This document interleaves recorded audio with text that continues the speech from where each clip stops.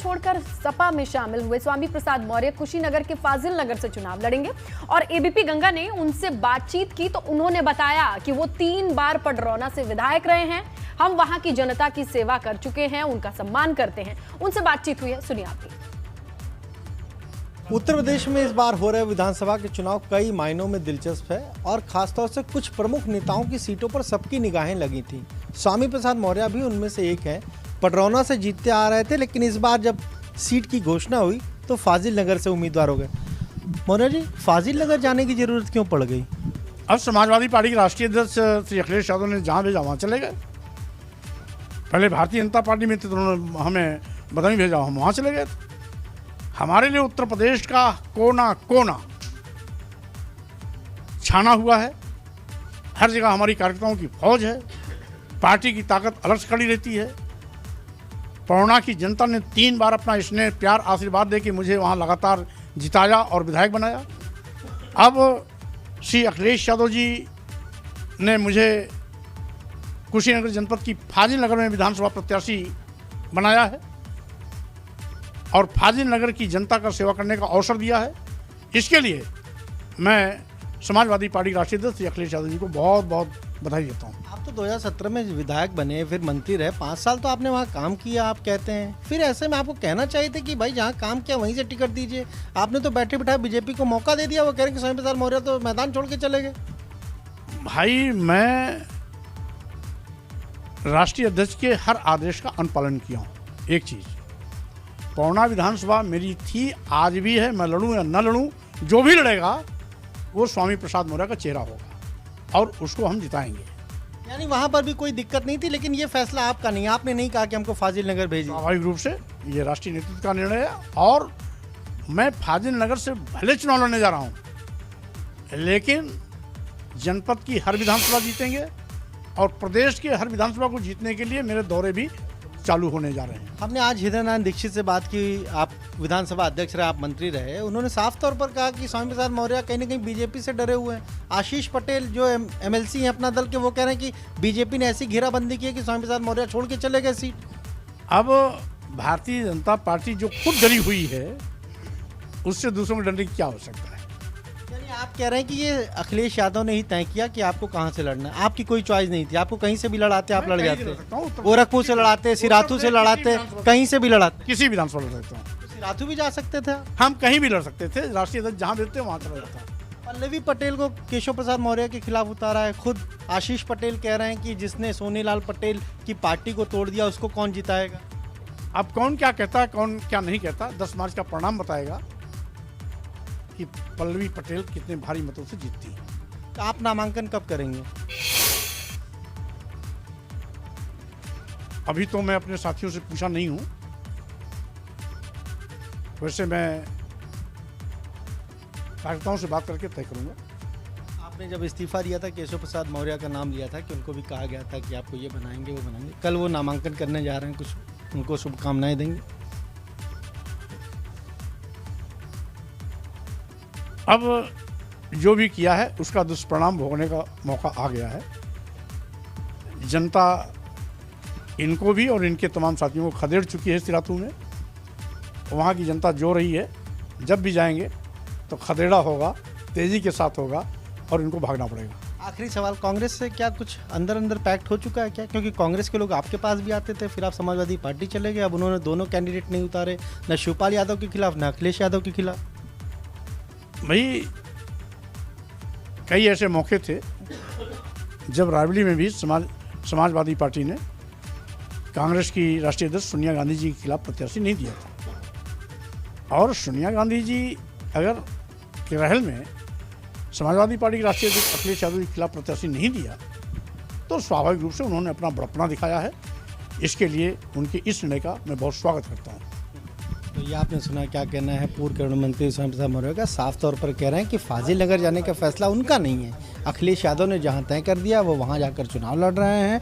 किसी भी सीट पर अगर उनको मैदान में उतारते तो वहां से अपना दमखम दिखाते। और साफ तौर पर कह रहे हैं कि 10 मार्च के बाद परिणाम क्या होगा ये सबको पता है। खुद बीजेपी को भी पता है कि आगे क्या होने जा रहा है।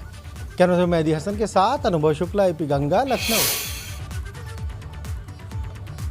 स्नेहलता बड़े ही आत्मविश्वास के साथ कह रहे हैं वे कि किसी भी सीट से अगर उन्हें उतार देते तो पार्टी और कार्यकर्ताओं पर उन्हें पूरा भरोसा है। जिस तरह से वे धरातल पर काम कर रहे हैं कि किसी भी सीट से उतरे वे जीत जरूर जाते हैं। बिल्कुल। और देखिए अनु, लखनऊ की 2 सीटों पर सपा ने उम्मीदवार बदले हैं, ये बड़ी खबर है। मोहनलालगंज से मौजूदा एमएलए अमरीश पुष्कर का टिकट कट गया है। अमरीश पुष्कर ने कल ही नामांकन दाखिल किया था और सपा ने मोहनलालगंज से सुशीला सरोज को टिकट दे दिया है। इसके अलावा मलिहाबाद से सोनू कन्नौजिया को भी सपा का टिकट मिला है। तो एन मोमेंट पे जिस पलट की हम बात कर रहे थे, सियासत में उठापटक की बात कर रहे थे, यहां यही देखने मिला है। लखनऊ की 2 बड़ी सीटों पर इस वक्त ये बड़ा बदलाव सपा की ओर से दिखाई दे रहा है। मलिहाबाद से सोनू कन्नौजिया को सपा की ओर से टिकट मिला है और इसके साथ ही टिकट भी कटा है जिन्होंने कल ही नामांकन दाखिल किया और आज उनका टिकट कटा है। 2 सीटों पर सपा ने उम्मीदवार बदल दिए। हमारे सहयोगी अनुभव फोन लाइन पर मौजूद हैं। अनुभव, देखिए हम अभी इसी बात की चर्चा कर रहे थे कि कभी भी कुछ भी हो सकता है। देखिए बिल्कुल, मैंने तब भी अपने दर्शकों को जानकारी दी थी कि एक और टिकट के बारे में, एक और सीट के बारे में हमें जानकारी मिल रही है कि वहां पर भी कुछ परिवर्तन हुआ है। और आप ये सोचिए कि जो मोहनलालगंज की जो सीट है, जो सुरक्षित सीट है, 2017 में जब 9 में से 8 सीटें बीजेपी ने जीती तो केवल 1 सीट समाजवादी पार्टी जीत पाई थी और वो वही सीट थी। अमरीश पुष्कर वर्तमान में विधायक हैं। अच्छा। जब लिस्ट आई तो अमरीश पुष्कर का नाम सबसे पहले आया और फिर सुशीला सरोज का नाम आया। यानी 2 जो रिजर्व सीटें हैं उनमें सबसे पहले समाजवादी पार्टी ने नाम घोषित किए थे। और आज जिस तरीके से एक लिस्ट आई, सुशीला सरोज जो पहले जिनका नाम मलिहाबाद सुरक्षित सीट से था, वहां पर सोनू कन्नौजिया को पार्टी ने उम्मीदवार बना दिया।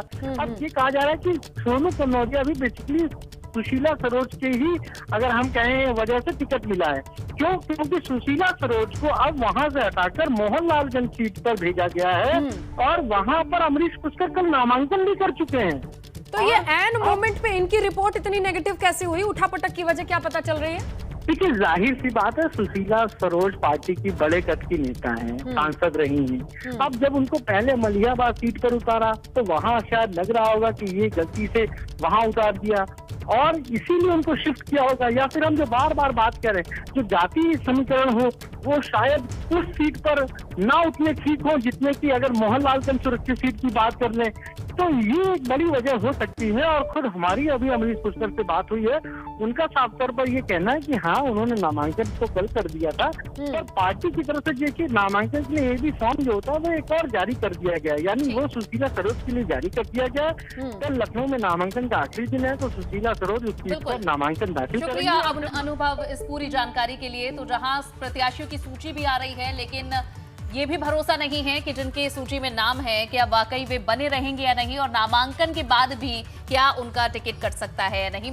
बढ़ेंगे आगे। इधर लखनऊ पूर्व से समाजवादी पार्टी के प्रत्याशी हैं अनुराग भदौरिया। इन्होंने अपना नामांकन दाखिल किया है। एबीपी गंगा से खास बातचीत में कहा है कि इस बार चुनाव में भाजपा का सफाया होगा। लखनऊ पूर्व से समाजवादी पार्टी के प्रत्याशी अनुराग भदौरिया ने आज अपना नामांकन कर लिया है और इस समय हमारे साथ मौजूद है। अनुराग जी, पहले तो बधाई आपको, भाई पार्टी ने टिकट दिया और नामांकन भी हो गया आपका। धन्यवाद आपको। मैं तो धन्यवाद देना चाहता हूं समाजवादी पार्टी के राष्ट्रीय अध्यक्ष जी श्री अखिलेश यादव जी को, जिन्होंने हम पे भरोसा जताया। टक्कर आसान नहीं होगी। कैबिनेट मंत्री आशुतोष टंडन सिटिंग एमएलए भी हैं और एक बार फिर से मौका दिया जा रहा है लालजी टंडन के परिवार से। मतलब कुल मिलाकर जो चीजें हैं, कहते हैं भाजपा का एक मजबूत परिवार, तो टक्कर कड़ी है। तो आप चिंता मत करो, मजबूत को समाजवादी लोग कमज़ोर कर देते हैं। यही समाजवादी की खासियत है कि समाजवादी लोग हमेशा संघर्ष से आते हैं, संघर्ष से उत्पत्ति होती है समाजवादियों की। समाजवादी लोग हमेशा ज़मीन पे संघर्ष करते हैं, लोगों की सेवा करते हैं, लोगों को कैसे न्याय मिले, लोगों को सामाजिक न्याय कैसे मिले, रोजगार कैसे मिले, महंगाई कैसे कम हो, लोगों पर अत्याचार कैसे कम हो। ये समाजवादी लोग हमेशा इस पे काम करते हैं और आने वाले दिनों में आप देखेंगे कि समाजवादी पार्टी की सरकार बनेगी, भारतीय जनता पार्टी की विदाई होगी। ये मुद्दों पर टक्कर देंगे उन्हें। देखिए, महंगाई, बेरोजगारी, महिला अत्याचार, और जहाँ तक आप पूर्वी मंत्री जी की बात कर रहे हैं, लखनऊ पूर्वी से आते हैं, शहरी विकास मंत्री हैं और लखनऊ में आपका भी कैमरा घूमता है। कैसे गड्ढे हैं वहाँ पे देख लीजिए। जो शहरी विकास मंत्री अपने कॉन्स्टिट्यूंसी के गड्ढे नहीं हटा पाए सड़क के, वो क्या विकास करेंगे उत्तर प्रदेश में, सोच लीजिए। और आपके सामने देख लो, ये कचहरी में ही देख लो, ये कचहरी की हालत है, लेकिन आप दिखाएंगे नहीं। हाँ नहीं, बगल में देख लो, बगल में देखो, आने आप देख लो, देख लो, देख लो, ये देखो, ये देखिए बगल में गड्ढे, ये देखिए, तो जहां आपको मैं बोल रहा हूं वहां भी गड्ढे हैं। तो यानी आपकी बात माने तो फिर तो लड़ाई आसान हो जाती है आपके। आसान भारतीय जनता पार्टी है ही नहीं कहीं, यहाँ चारों तरफ गड्ढे हैं। अफसोस की बात है कि रोड पे तो गड्ढे किए, लोगों के दिलों में गड्ढे करने की कोशिश करते हैं। भाजपा को अपने विधायकों के मंत्रियों के टिकट क्यों काटने पड़े? क्योंकि उनको पता है सब हार रहे हैं, जितना भी टिकट काट लें, भाजपा ही यहाँ पे 10 तारीख को कट जाएगी। दिक्कत तो ये है, वो मंत्री के टिकट काट के क्या होगा। धन्यवाद। तो ये थे हमारे साथ अनुराग भदौरिया, जिनका साफ कहना है कि लड़ाई उनके लिए बहुत आसान है उस क्षेत्र में, क्योंकि जो उस क्षेत्र से सिटिंग एमएलए हैं, बीजेपी के मंत्री भी हैं, जिस विभाग के हैं नगर विकास के, उन्होंने अपने क्षेत्र का ही विकास नहीं किया, ऐसे आरोप है। और उनका कहना है कि 10 तारीख को जब परिणाम आएंगे तो भाजपा का सफाया होगा। कैमरा सहयोगी वीरेंद्र के साथ शैलेश अरोरा, एबीपी गंगा, लखनऊ। और वहीं लखनऊ पूर्व से जहां सपा के अनुराग भदौरिया ने नामांकन किया है, तो वहीं भाजपा प्रत्याशी और कैबिनेट मंत्री आशुतोष ने भी लखनऊ पूर्व से नामांकन दाखिल किया। हमारे संवाददाता ने उनसे भी बातचीत की। लखनऊ पूर्वी सीट से भाजपा के प्रत्याशी कैबिनेट मंत्री आशुतोष टंडन जी ने आज अपना नामांकन दाखिल किया है। कल ही नाम का ऐलान हुआ और आज नामांकन भी हो गया। मंत्री जी, नामांकन तो हो गया, अब आगे की जो लड़ाई है उसके लिए कितने तैयार? भारतीय जनता पार्टी योगी आदित्यनाथ जी के नेतृत्व में 5 साल में जो सरकार के गौरवशाली कार्य हुए वो लेके जनता के सामने जा रही है। जनता का स्नेह, समर्थन, आशीर्वाद भारतीय जनता पार्टी के साथ है और हम 300 से ज्यादा सीटें लाके उत्तर प्रदेश में पुनः डबल इंजन की सरकार बनाने जा रहे हैं। सभी प्रतिद्वंदियों के नाम सामने है, किसी चुनौती मानते हैं? कोई चुनौती नहीं है, कोई चुनौती नहीं है। विशेष रूप से लखनऊ में अगर मैं कहूं 9 सीटों में चुनाव हो रहा, 9 की 9 भारतीय जनता पार्टी जीत रही है। ये थे हमारे साथ आशुतोष टंडन, जिन्होंने आज अपना नामांकन कर लिया और उनका साफ कहना है कि पिछली बार तो 9 में से 8 सीटें भाजपा के पास थी, लेकिन इस बार 9 की 9 सीटें भारतीय जनता पार्टी ही जीतेगी और वो किसी को भी अपने सामने चुनौती नहीं मानते। कैमरा सहयोगी वीरेंद्र के साथ शैलेश अरोरा, एबीपी गंगा, लखनऊ। और देखिए, लखनऊ की सरोजिनी नगर विधानसभा सीट से सपा के प्रत्याशी अभिषेक मिश्रा ने नामांकन दाखिल कर दिया। वहां से भाजपा ने राजेश्वर सिंह को प्रत्याशी बनाया है।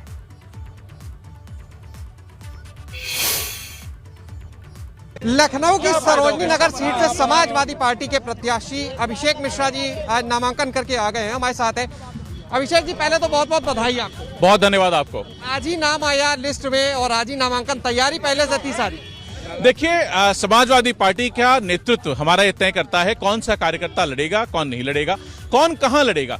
तो निश्चित रूप से हम सब लोगों ने ये मन बनाया है कि पूरी ईमानदारी से, ताकत से लड़ेंगे, उत्तर प्रदेश में बहुमत की सरकार बनाएंगे और सरोजिनी नगर की सीट रिकॉर्ड मतों से जीत के आएंगे। सरोजिनी नगर सीट की अगर बात करें, लखनऊ की 9 विधानसभाओं में इस समय सबसे ज्यादा चर्चित है, चाहे वो सपा की बात करें, भाजपा। सपा इसलिए कि सबसे लास्ट में इस सीट का नाम आया और भाजपा इसलिए कि मौजूदा विधायक जो मंत्री भी हैं उनका टिकट ही काट दिया गया, दूसरे नाम चले हट गए और बाहर से राजेश्वर जी को, जिन्होंने वीआरएस लिया, उनको प्रत्याशी बनाया गया।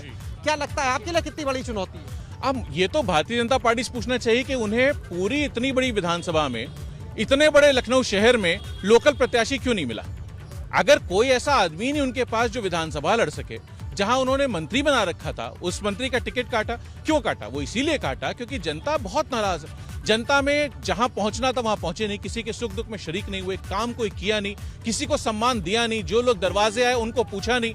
तो निश्चित रूप से जनता ने मन फैसला दे दिया था, जो कि मुझे लगता है उनके नेतृत्व को पहुंचा होगा कि साहब ये सीट किसी भी कीमत पे सिटिंग लोग नहीं जीत सकते। तो इसलिए मुझे लगता है उनका टिकट काटा गया होगा और लोगों ने जब ये मन फीडबैक दिया होगा तो शायद कोई लड़ने को भी तैयार न हुआ। तो इसलिए बाहर से खोजा गया एक प्रत्याशी। पहले हम लोग को बता रहे थे लोग कि सुल्तानपुर लड़ना चाह रहे हैं, फिर किसी ने कहा अयोध्या लड़ेंगे, फिर फाइनली समझ में आया कि नहीं, लखनऊ लगा दिया गया है। तो अब लखनऊ आए हैं, 20 दिन की बात है, मुझे नहीं लगता कि इसमें कुछ खास बचा है। लखनऊ उत्तर की जनता, लखनऊ पश्चिम की जनता, सरोजिनी नगर की जनता, लखनऊ मध्य की जनता, सारी सीटों की लखनऊ शहर में पूरी ताकत से सब जीतने जा रहे हैं। लखनऊ के साथ साथ उत्तर प्रदेश जीतेंगे, बहुमत की सरकार बनाएंगे। क्या मुद्दे होंगे जिनको लेकर आप जनता के बीच जाएंगे? मुद्दे क्या होंगे जिन्हें लेकर जनता के बीच? देखिए, जनता मुद्दा तय कर चुकी है। जनता को यह पता है कि असली मुद्दे क्या हैं, जनता किन मुद्दों से परेशान है। जनता आज अगर परेशान है तो बेरोजगारी से परेशान है। बेरोजगारी ने बिल्कुल रीढ़ की हड्डी तोड़ दी है परिवारों की। जनता आज महंगाई से परेशान है। 80 रुपए का खाने का तेल 100 रुपए, 150 रुपए, 200 रुपए पहुंचते पहुंचते 250 रुपए पहुंच गया है। गैस का सिलेंडर 400 रुपए से 1000 रुपए हो गया है। किसान की जमीन कब्जा करने का पूरा फॉर्मूला भाजपा ने बना लिया था, वो तो हम लोगों के संघर्ष के, किसानों के संघर्ष के सामने रुक गया।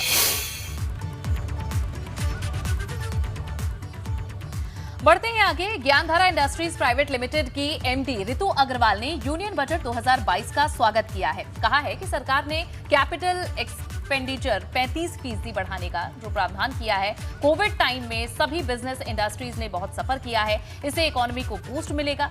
रितु अग्रवाल ने कहा है कि सरकार ने पावर सेक्टर में 5 से 8% बायोफ्यूल को कंपलसरी किया है, इससे पराली जलाना रुकेगा और पॉल्यूशन भी कम होगा। कृषि क्षेत्र को बूस्ट देने के लिए बहुत सी टेक बेस्ड स्कीम निकाली गई है। इंडस्ट्री एमएसएमई को इस बजट में बूस्ट इससे मिलने वाला है। गवर्नमेंट ने कैपिटल एक्सपेंडिचर को 35% बढ़ाने का प्रोविज़न किया है। कोविड टाइम्स में सारे बिजनेसेस बहुत सफ़र किए हैं, इंडस्ट्रीज़ ने बहुत सफ़र किया है। आई थिंक इससे इकोनॉमी को बूस्ट मिलेगा।